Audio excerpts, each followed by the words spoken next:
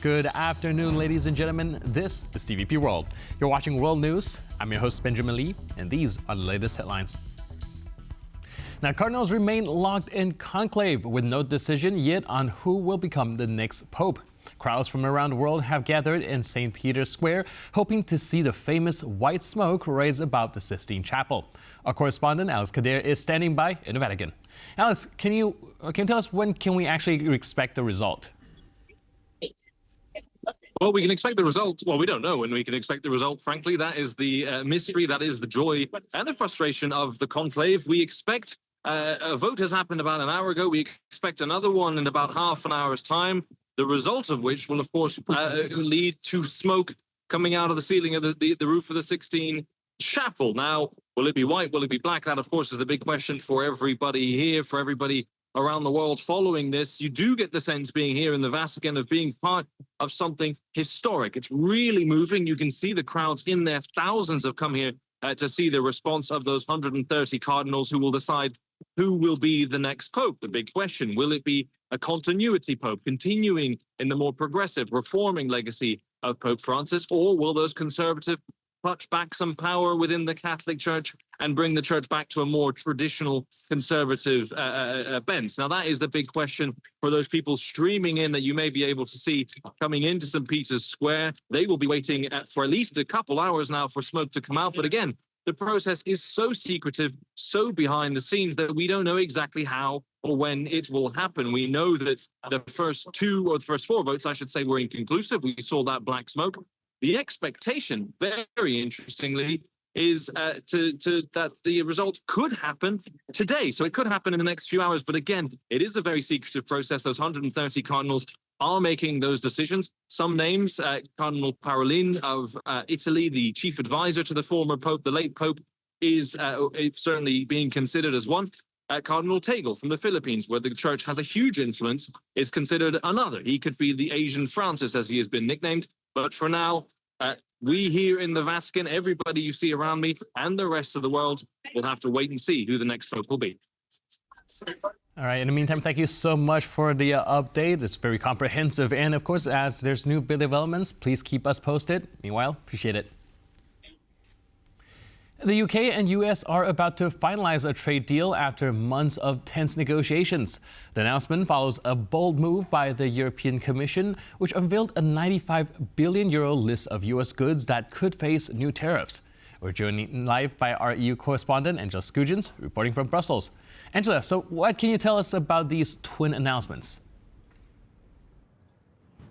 Yes, so we just heard from US President Donald Trump from a press conference in the White House merely 5 minutes ago, where he announced a new trade deal between the US and the UK. We saw UK Prime Minister Keir Starmer watching via video link from 10 Downing Street. Now, that US President Donald Trump said that he would be increasing access for beef, American beef, as well as other American agricultural products, and as well as ethanol. This represents billions of American dollars that will be exported to the UK. The details of this will be written up in the next few weeks. We'll also hear feedback from UK Prime Minister Keir Starmer as to what he thinks of the deal. But the 47th President of the United States described it as conclusive.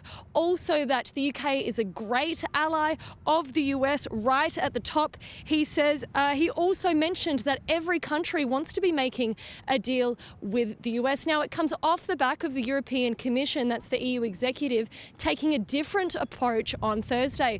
They laid bare a €95 billion list of American goods that could be targeted by fresh EU sanctions. Now, this will be enforced if the 90-day suspension of tariffs from the EU and Washington fail. That is, those dialogues that are meant to occur. Now, the EU has said that it would enforce those import levies on these products if it gets support from those member states, as well as feedback over the next month, with public consultation expected to close on the 10th of June. But it comes off the back of reporting from the Financial Times newspaper that quotes unnamed sources suggesting that the capitals want the EU to slow down and at least wait until that NATO summer summit to not poke the bear. But we know US President Donald Trump is travelling to Switzerland on Saturday, so we'll have to wait and see if another trade deal emerges. But that's all from me in Brussels. I'll send it back to you in Warsaw.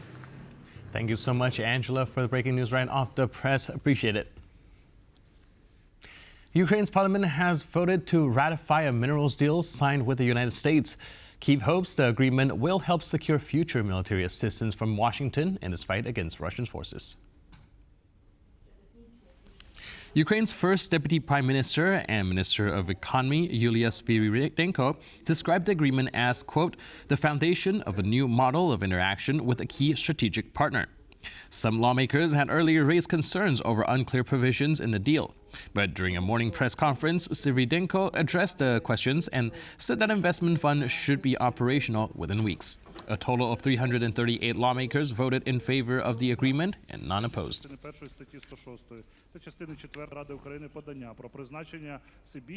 Ukraine's Air Force said early Thursday that a Russian military aircraft dropped guided bombs on the Sumy region. It's the third strike to occur during a Kremlin-declared ceasefire.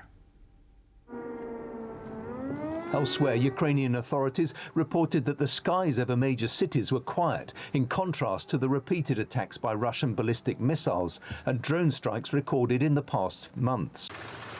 Russia's three-day ceasefire is intended to mark the 80th anniversary of the defeat of Nazi Germany in World War II. It came into effect at midnight Moscow time.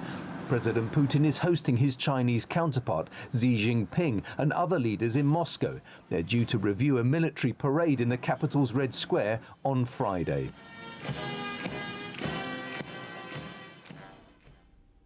Just ahead of Russia's May 9th Victory Day celebrations, Russian President Vladimir Putin and Chinese President Xi Jinping signed a statement on Thursday to deepen their countries' comprehensive strategic partnership.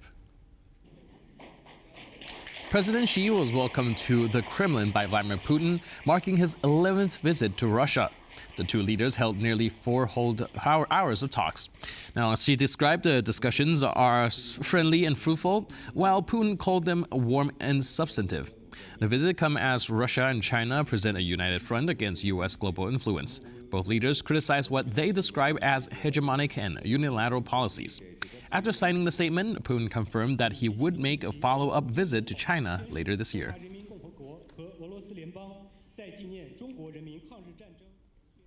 EU foreign ministers are meeting in Warsaw today for the second day of the Jamaica Informal Summit. Special guests from countries hoping to join the European Union are also attending. Kazimierz Łysiak has more. This informal EU Foreign Ministers Summit, called Gymnich, has several main themes. One of them, of course, is the ongoing Russian invasion of Ukraine and the continued support from EU countries for Kyiv. There are also special guests from countries which want to join the European Union in the future, such as Balkan states and Turkey. What is missing is the Ukrainian delegation, which has been invited to come here, but for some reason, we don't know why, they couldn't arrive.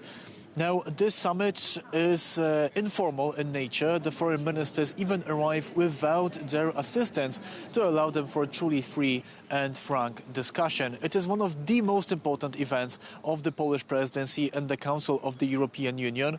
The name Gymnich comes from the name of the first location of the summit of this kind, and it is where the sausage is made. This is where foreign ministers can speak about the future of EU foreign policies. This is where they iron out all these details on possible future agreements, which we may hear in some time.